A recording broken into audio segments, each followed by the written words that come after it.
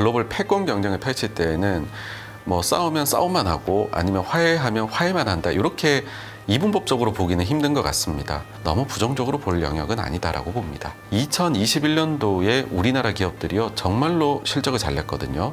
이익이 전년 동기 대비해 가지고서 2배가 늘었습니다. 근데 21년도에 우리 증시는 하락을 했습니다. 그렇다라고 하면 실적 장세가 오게 되면 어떻게 되느냐, 실제로 경제도 좋아지고 증시도 상승하는, 동행하는 국면입니다.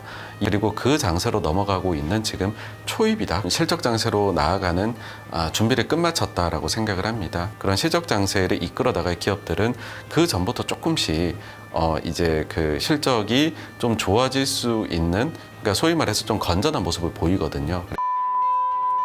기업들을 위주로 해가지고서 또 좀 보시면은 더 많은 힌트를 얻으실 수 있지 않을까. 반도체 주식들이 좋지 않은 실적을 냈는데 이게 놀랍게도 어닝이 예상 대비 잘 나온 것입니다. 그래서 지금은 매우 실체가 있는 움직임이다라고 말씀을 드릴 수 있을 것 같고요. 그러면 이것이 유의미하게 우리나라 반도체 기업에게도 긍정적인 영향을 미칠 수 있는 수준이다라고 생각을 합니다.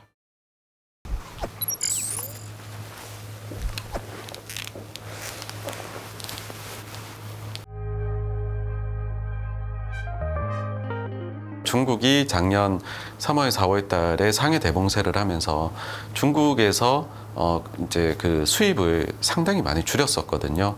그 영향을 우리도 받았고 일본도 받았습니다. 근데 그게 풀려나가고 있는 거고요. 우리나라의 경우에도 대중 수출이 지금 부진하다는 얘기는 하고 있지만 방향성은 우리도 일본과 마찬가지로 회복으로 바뀌었습니다. 그래서 대중 수출의 전년 동기 대비 감소 폭을 보게 되면 연초에는 30% 이상 감소를 했었는데 5월 달 보게 되면은 이제 21%로 감소폭이 줄었고요. 절대적으로 수출액을 봐서도 이제 월별 기준으로 1월 달에는 90억 달러 초반 정도로 대중 수출액이 줄었는데 지금은 이제 100억에서 110억 달러 정도 수준 사이로 상승을 했습니다. 우리가 뭔가 글로벌 패권 경쟁을 펼칠 때에는 뭐 싸우면 싸움만 하고 아니면 화해하면 화해만 한다, 이렇게 이분법적으로 보기는 힘든 것 같습니다. 그러니까 한쪽에서는 채찍질을 가한다면 다른 한쪽에서는 또 화해의 당근을 내미는, 그게 국제 질서다라고 생각을 하고요. 미국에서 보시면은 정책적으로는 여러 가지 중국을 견제하는 게 나오는 한편 민간에서는 또 이제 교육을 늘리기 위해 가지고서 또 열심히 또 다니고 서로 교류를 하고 있는 거거든요. 과거에 이보다 더 심했었던 냉전 시대에도 보시게 되면은 협력을 할 부분은 하고 싸울 부분은 싸운다. 그게 국제 질서라고 생각을 하고요. 그거의 연장선상이다라고 생각을 합니다. 나아가서 주식시장에 미칠 영향까지 생각을 해보면 그럼 쉬운 것이, 냉전 시대에는 주식 투자를 안 했냐는 거죠. 그리고 냉전 시대에 주식시장이 떨어졌냐라는 겁니다. 그랬을 때 민간의 이런 자본이라는 거는 국제 질서하고는 또 좀 다르게 움직이기도 합니다. 그래서 지금도 미국과 중국이 서로 으르렁대고 있지만은 뭐 그런 시기에도 하는 것이 주식 투자이고, 그 다음에 민간에서의 교류나 발전이라는 거는 또 우리가 예상 못한 방향으로 계속 또 증가를 하게 될 수도 있는 부분입니다. 그래서 너무 부정적으로 볼 영역은 아니다라고 봅니다. 주식시장을 크게 우리가 순환한다라고 관점에서 봤을 때에는 4가지 국면으로 나눠볼 수 있습니다. 금융장세, 실적장세, 그 다음에 역금융장세, 역실적장세인데요. 이 중에서 금융장세가 붙어 있는 거, 금융장세하고 역금융장세는 원래 현실과 반대로 가게 됩니다. 그러니까 금융장세는 현실은 매우 좋지 않은데 증시만 올라가게 되는 상황이고요. 반대로 역금융장세는 현실은 너무 좋은데 그럼에도 불구하고 증시가 하락하기 시작하는 겁니다. 생각해 보시면은 2021년도에 우리나라 기업들이요 정말로 실적을 잘 냈거든요. 이익이 전년 동기 대비해 가지고서 2배가 늘었습니다. 근데 21년도에 우리 증시는 하락을 했습니다. 이와 같은 것이 바로 역금융장세인데요. 미국도 마찬가지로 보시게 되면 2022년도 3분기까지는 전년 동기 대비로 미국 기업들의 이익이 오히려 상승을 했었어요. 근데 주식시장은 하락을 했습니다.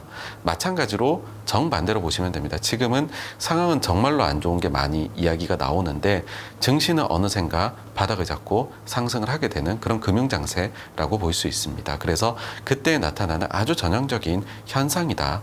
그렇게 받아들이시면 될 것 같고요. 그렇다라고 하면 실적 장세가 오게 되면 어떻게 되느냐? 실제로 경제도 좋아지고 증시도 상승하는 동행하는 국면입니다. 이런 상황은 우리의 그런 이제 그 생각과도 일치를 하게 되는 거거든요. 마음과도. 그래서 이런 시기가 사실은 개인 투자하시는 분들이나 그런 분들에게 또한 우리가 또 정직한 장세라는 표현도 해요. 이때가 수익을 내기에는 사실은 가장 마음이 편안한 장세이다.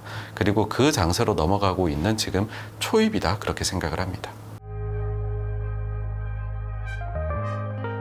그래서 저는 지금 장세를 금융 장세가 진행 중인 것으로 보고 있고요. 그 다음 실적 장세로 나아가는 준비를 끝마쳤다라고 생각을 합니다. 그런 상황에서는 안 좋았다가 실적이 좋아지는 그런 기업들은 대체적으로 경기에 아주 예민하게 움직이는 경기 민감 주들이 여기에 속하거든요. 근데 우리나라의 기업들이 여기에 속한 기업들이 대단히 많습니다. 대표적으로 반도체가 있을 거고요. 중후장대 산업들이 여기에 다 속하게 됩니다. 그래서 이런 시기에 우리나라 기업들이 생각보다는 글로벌 증시에서 힘을 많이 발휘한다, 화이팅을 한다라는 그런 국면이다라는 이야기를 드리고 싶고요. 여기에 추가적으로 또 한 가지 팁을 드리자면 실적이 좋아지 그런 실적 장세를 이끌어 나갈 기업들은 그 전부터 조금씩 이제 그 실적이 좀 좋아질 수 있는, 그러니까 소위 말해서 좀 건전한 모습을 보이거든요. 그래서 1분기 실적 이미 다 나왔잖아요. 근데 요 1분기 실적이 그 시장의 예상치보다 잘 나온, 즉 어닝 서프라이즈가 났던 기업들을 위주로 해가지고서 또 좀 보시면은 더 많은 힌트를 얻으실 수 있지 않을까라고 생각을 합니다. 반도체 주식들이 좋지 않은 실적을 냈는데 이게 놀랍게도 어닝이 예상 대비 잘 나온 것입니다. 삼성전자의 경우에는 당초 적자가 예상되었는데 영업이익이 한 6천억 정도로 나온 것이고요.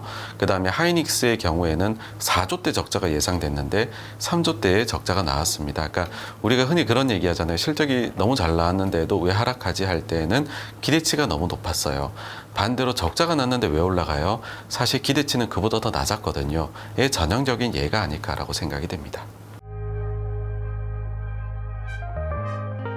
지금 현재 엔비디아는 AI를 테마로 해가지고서 움직이고 있는데 이 AI라는 것이 곽감을 받게 된 것은 작년 연말에 챗GPT가 발표되면서부터입니다. 보통의 경우에 이렇게 아주 새로운 것이 나오게 되면 처음에는 단순 스토리만으로 부각을 한번 받았다가 이내 좀 시들해지거든요. 그 이후에 실제로 이걸 가지고서 돈을 많이 벌기 시작을 하더라, 수익에 기여를 하더라 하면 다시 한번 주가가 올라가기 시작하고 그때부터는 그게 강하게 힘을 받습니다. 근데 챗GPT의 특징이다라고 하게 되면 12월 달에 나왔는데 당장 1분기 실적을 발표할 때 마이크로소프트가 이걸 빙에다가 좀 접목을 시켰더니 광고 검색 쪽에서 실적이 예상보다 상당히 잘 나왔거든요. 이미 그 수혜를 본 거죠. 그 다음에 엔비디아 같은 경우에도 이번에 최근에 분기 실적을 발표를 할 때 여기에서 수혜를 입어가지고 벌써 수혜를 입어가지고서 이익이 증가했다, 예상 대비 잘 나왔다라고 얘기를 했습니다. 그러니까는 저는 이렇게 빠르게 사실은 새로운 기술이 나왔을 때 수익화까지 시간이 짧게 된 경우는 잘 없었던 것 같아요. 그래서 지금은 매우 실체가 있는 움직임이다라고 말씀을 드릴 수 있을 것 같고요. 실제로 그러면 우리 기업들은 메모리 반도체일 뿐인데 GPU하고 무슨 상관이 있을까? AI하고 이런 생각을 하실 수가 있을 텐데요. GPU 자체가 지금 AI 쪽에 쓰이는 거는 초고가 라인업입니다. 하나당 몇 천만 원 하는 거고요. 이걸 가지고서 키트를 하나 만들게 되면 몇 억이 들어가게 됩니다. 그러면은 여기에서 GPU가 잘 작동하게 하려면은 메모리 반도체 일부 들어가는 것도 가장 좋은 것, 최적화를 해줄 수 있는 게 들어가야 되거든요. 그래서 지금 나와 있는 우리나라 메모리 반도체 중에서도 최고가 라인업이 여기에 들어가는 것으로 알려져 있고요. 그렇다라고 하면은 전체 투자 금액 대비해서는 10%한 중반 정도는 들어가지 않겠느냐라 보이고, 그러면 이것이 유의미하게 우리나라 반도체 기업에게도 긍정적인 영향을 미칠 수 있는 수준이다라고 생각을 합니다. 외국인 투자자들의 수급을 보게 되면은 좀 경향성이 있는 것을 발견을 하실 수가 있습니다. 팔 때에도 계속 좀 팔고 나가게 되고 살 때에도 좀 계속 사는 경향이 있거든요. 그래서 외국인이 국내에 어느 정도 투자하고 있는지 절대적인 레벨을 보시는 것은 투자에 도움이 됩니다. 외국인이 코스피를 기준으로 봤었을 때 우리나라 주식을 얼마나 가지고 있느냐, 그 지분율을 보게 되면 작년 한 9월, 10월 정도에 역사상 거의 최저치 정도 수준까지 외국인 보유 비율이 떨어졌었습니다. 이게 금융위기 당시에 그랬고요. 그 다음에는 2015, 16년, 그러니까 15년 말 16년 초 정도에 그러했었고요. 그 다음에가 작년도 4분기 즈음이었었습니다. 더 이상 팔 수 없을 정도만큼 한국 시장을 이미 팔아둔 거죠. 근데 최악의 상황이 지나가고 나니까는 어떻게 보면은 너무 팔아뒀던 걸 좀 채우기 위한 매수가 들어오기 시작을 한 거고요. 그때 이후로 보게 되면은 코스피 기준으로 한 19조 정도를 외국인이 매수를 지금까지 한 상황입니다. 근데 외국인 투자자가 국내에 주식을 살 때에는 소형주부터 사지는 않습니다. 그 나라를 대표하는 기업, 그리고 매매하기에 손쉬운, 왜냐하면 작은 규모가 워낙 크거든요. 거래가 소위 말해서 잘 되는 유동성이 풍부한 기업을 주식을 먼저 매수를 하게 되고, 그러면은 우리나라에서는 제일 큰 산업이 일단은 반도체이다 보니 그쪽으로 매수가 들어오는 것은 너무 당연하고, 과거에도 많이 비워뒀다가 매수를 시작할 때는 반도체 중심으로 일단은 매수를 했었던 사례가 있습니다. 그래서 그런 부분이 이번에도 반복되고 있다, 그렇게 보시면 될 것 같고요. 그럼 우리가 과거 평균적인 수준의 외국인 지분율 가정을 하면 어느 정도일까? 그 비교를 해보면 지금까지 19조 원 정도를 매수를 했음에도 불구하고 지금 금액 혹은 그 이상으로도 더 살 수 있을 만한 여력이 있다. 과거 평균적인 우리나라 외국인 보유 지분율을 감안하면 그렇게 말씀드릴 수 있을 것 같아서 추가적으로 매수 여력은 충분하다라고 생각을 합니다.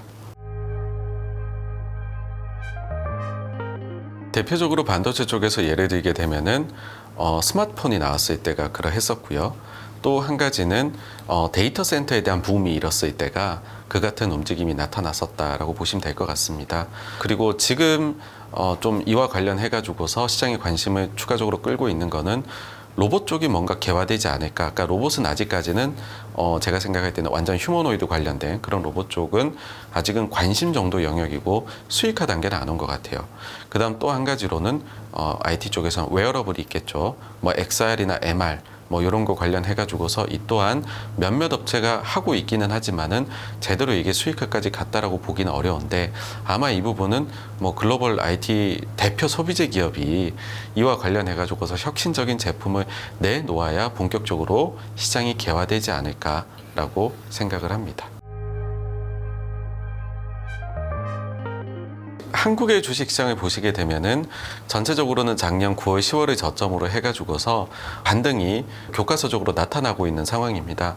그 사이에서 보시게 되면은 어떤 때에는 대형주가 좀 좋았다가, 어떤 때에는 코스닥이 또 좀 잘 갔다가, 어떤 때에는 2차 전지 배터리가 잘 갔다가 다시 바톤을 뭐 자동차로 넘겼다가 반도체로 넘겼다가 이런 식으로 주체가 회전하는 모습을 보이긴 하지만은 우리가 그거를 뭐 단순히 뭐 한 달 정도만 잘라놓고 봐가지고서는 뭐가 더 좋았다, 뭘 봐야 된다 이렇게 보시기보다는 전체적으로 장세 자체가 최악의 하락장을 이미 극복을 하고 금융장세로 돌아와가지고서 실적장세로 갈 채비를 맞췄다라는 시각으로 보셔야지 이 그림이 더 잘 보이실 것 같아요. 그리고 그런 상황에서는 역시나 주목을 받을 수 있는 것이 실적이 과연 더 좋아질 수 있느냐, 그리고 그 좋아지는 폭이 어떠냐 했었을 때 일단은 경기에 민감하게 움직이는 그런 산업군들이 주목을 받을 수밖에 없다라는 부분, 그 다음에 이미 실적이 좀 잘 나올 수 있는 시장의 예상 대비해 가지고서요, 그런 모습을 한번 보여줬던 업체들이 연속해서 보여줄 가능성이, 그리고 시장의 주목을 받을 가능성이 좀 높지 않겠느냐, 그런 기준을 섹터를 보실 때는 가지시면 어떨까 싶습니다. 네, 지금까지는 상황이 나쁘지만은 그럼에도 불구하고 증시가 상승하는 국면이었다면 여름부터 해서는 경제도 좋아지고 그 다음에는 증시도 좋아질 수 있는 동행하는 모습이 나타나지 않을까라고 생각을 합니다. 그래서 실적 장세가 왔었을 때에 힘을 낼 수 있는 기업들, 종목들에 대해 가지고서 관심을 가져보시면 어떨까 하는 생각이 듭니다. 감사합니다.